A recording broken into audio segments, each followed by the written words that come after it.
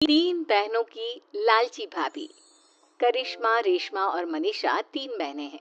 उनका एक भाई भी है, मयंक। मयंक अपनी बहनों को बहुत प्यार करता है, लेकिन मयंक की पत्नी सविता इस मामले में मयंक से बिल्कुल ही अलग है। वो अपनी ननदों का जितना बुरा कर सकती है उतना बुरा करती ही रहती है और अपनी ननदों पर हुक्म भी चलाती है।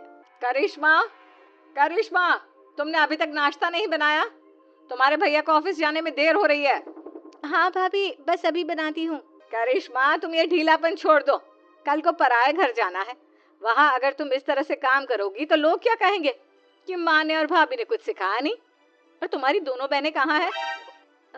रेशमा मार्केट गई है और मनीषा सो रही है। क्या? सुबह के 8 बज रहे हैं और ये महारानी अभी भी सो रही है? ये कहते हुए सविता अपनी सास दुर्गा देवी के पास जाती है। माँ जी, देख रही हो अपनी बेटियों के तौर तरीके? क्या हुआ बहू, सुबह सुबह क्या कर दिया मेरी बेटियों ने? अरे, एक तो अभी अभी उठकर किचन में गई है, दूसरी सुबह सुबह बाहर चली गई और तीसरी अभी तक सो रही है। क्या करूं मैं इन तीनों का? मैं तो परेशान हो गई हूँ। जा जाकर उठा उसे और रेशमा से मैं बात करती हूँ। सविता सीधा मनीषा के कमरे में जाती है और उससे कहती है, महारानी जल्दी उठो, सूरज सर पर आ गया है। भाभी, थोड़ी देर और सोने दो ना, मैं रात को लेट सोई थी। वो क्या ना, यूनिट टेस्ट चल रहे हैं। शराफत से उठती है या नहीं, या फिर पानी की भरी बाल्टी डालूं तेरे ऊपर? नहीं नहीं भाभी, मुझे बिस्तर में नहीं लाना, उठती हूँ मैं। मनीषा जल्दी से उठकर बाथरूम में चली जाती है। सभी आराम से बैठकर नाश्ता कर रहे होते कि तभी रेशमा बाजार से हाथ में सामान लिए आ जाती है।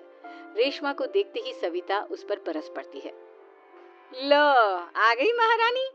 ऐसा भी क्या सामान लाना था जो सुबह आंख मलते ही बाजार की तरफ रवाना हो गई?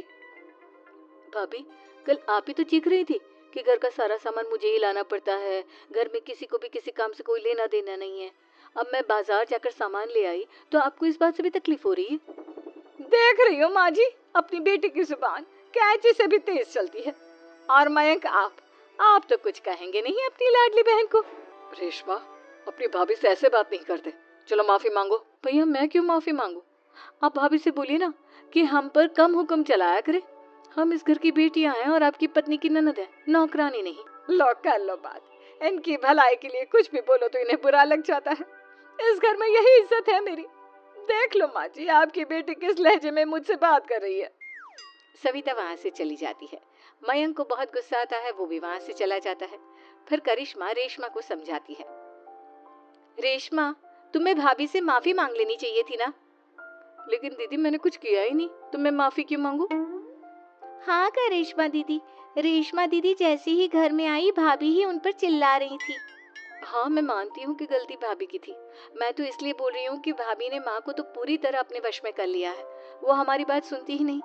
मयंक भैया हमारे लिए हमेशा खड़े रहते हैं, इसलिए उनकी बात का मान तो तुम्हें रखना चाहिए था ना।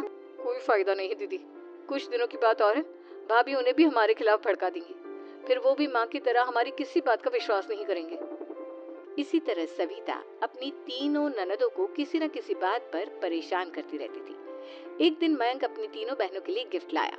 क्या रेशमा, ये तुम्हारे लिए हार का सेट। रेशमा, तुम्हारे लिए सुंदर सी ड्रेस। और मनीषा, तुम्हें किताबें पसंद है ना, तुम्हारे लिए किताबें लाया हूँ। थैंक यू भैया। थैंक यू भैया। थैंक यू भैया। करिश्मा, तुम्हारा नेकलेस कितना सुंदर है। ये भैया कहाँ से ले आए होंगे? मैंने भैया को 3 दिन पहले फोन पर ये डिजाइन दिखाया था और आज भैया ये ले आए।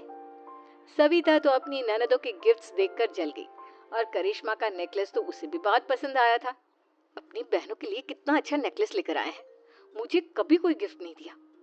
मैं आज ही ये हार चुरा लूंगी। रात में सविता करिश्मा का हार चुरा लेती है और इसी तरह उसे अपनी ननदों की जो भी चीज अच्छी लगती वो उसे मांगती नहीं, बल्कि रात के अंधेरे में चुरा लेती। इसी तरह दिन बीतते गए और सविता ने मयंक के दिल में भी उसकी बहनों के लिए नफरत पैदा कर दी। एक दिन मयंक ने करिश्मा और रेशमा के लिए रिश्ता देखा और ये बात उसने घर में सबको बताई। माँ, करिश्मा और रेशमा के लिए बहुत अच्छा रिश्ता आया है। वो लोग कल इन्हें देखने आ रहे हैं। आप और सविता मिलकर सारी तैयारी कर लेना। ये सुनकर करिश्मा और रेशमा खुश हो जाती हैं, लेकिन सविता सोचती है, अगर इन दोनों बहनों की शादी हो गई तो घर और बाहर का काम कौन करेगा? मनीषा तो एक नंबर की कामचोर है, उससे तो किसी बात की उम्मीद लगाना ही बेकार है।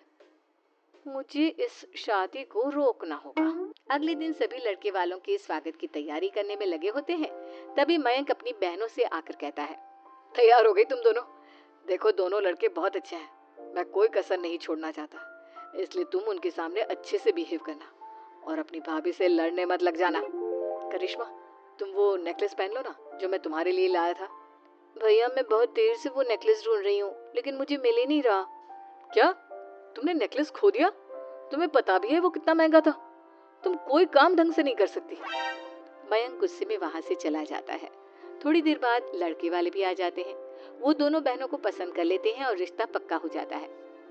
लेकिन सविता के दिमाग में तो कुछ और ही खिचड़ी पक रही थी।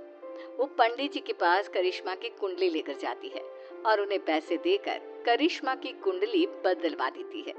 जब लड़के वालों के पास करिश्मा की कुंडली जाती है तो वो दुर्गा को फोन करते हैं। बहन जी, हमने करिश्मा की कुंडली अपने पंडित जी को दिखाई थी। आपकी बेटी की कुंडली नहीं बल्कि दोषों का पिटारा है। देखिए, मैं और मेरे पति इन सब बातों में बहुत विश्वास करते हैं, इसलिए हम आपकी बेटी से अपने बेटे की शादी नहीं करा सकते। इस तरह करिश्मा का रिश्ता टूट जाता है और सभी घर वालों को बहुत दुख होता है। अब कविता सोचती है, चलो करिश्मा का तो रिश्ता टूट गया, अब रेशमा का भी रिश्ता तोड़ना है। क्या करूं क्या करूं?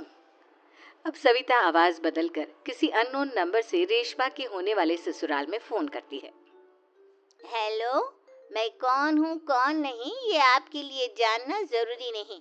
बस इतना सुन लो कि रेशमा का 2 साल से किसी के साथ अफेयर चल रहा है। बस रेशमा का रिश्ता तोड़वाने के लिए सविता का इतना कहना काफी था। अब रेशमा का भी रिश्ता टूट गया। मयंक और दुर्गा देवी ने रेशमा को खूब खरी खोटी सुनाई और उससे बार बार उस लड़के के बारे में पूछने लगी। आप दोनों मुझे क्यों परेशान कर रहे हो?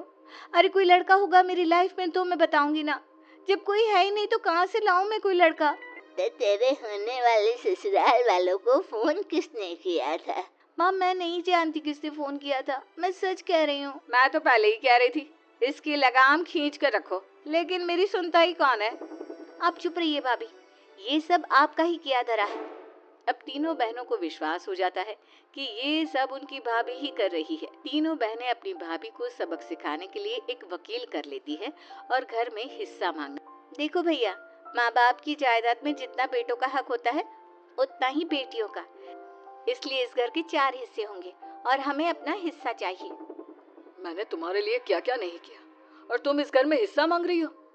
भैया, आप और माँ हम बहनों की कोई बात नहीं सुनते हो और भाभी हमारी शादी नहीं होने देगी क्योंकि उन्हें लगता है कि आप हमारी शादी में ज्यादा पैसा लगाओगे और उन्हें हम जैसी फ्री की नौकरानी कहाँ मिलेगी। तो हम भाभी के साथ तो रह नहीं सकते, हम बहनों को अपना हिस्सा चाहिए। अरे तुम्हें शर्म आनी चाहिए अपनी भाभी पर ऐसा इल्जाम लगाते हुए। वो तुम्हारे बारे में कितना सोचती है। हाँ माँ, भाभी हमारे बारे में बहुत सोचती है, दिन रात बस यही सोचती रहती है कि किस तरह से अपनी तीनों ननदों को परेशान करूं और कभी मुझे पढ़ने भी नहीं देती। दोनों बहनों का रिश्ता भी तो इन्होंने ही तोड़वाया है और रात में हमारे कमरे में आकर हमारी चीजें भी चुराती हैं। इसी तरह सविता की तीनों ननदें अपनी बात पर अड़ी रही।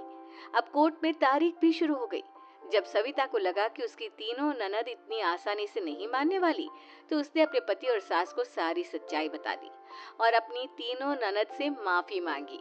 मयंक और दुर्गा को भी अपनी गलती का एहसास हो गया। अब सविता खुद करिश्मा और रेशमा के लिए अच्छा रिश्ता ढूंढती है और उनकी शादी करवाती है।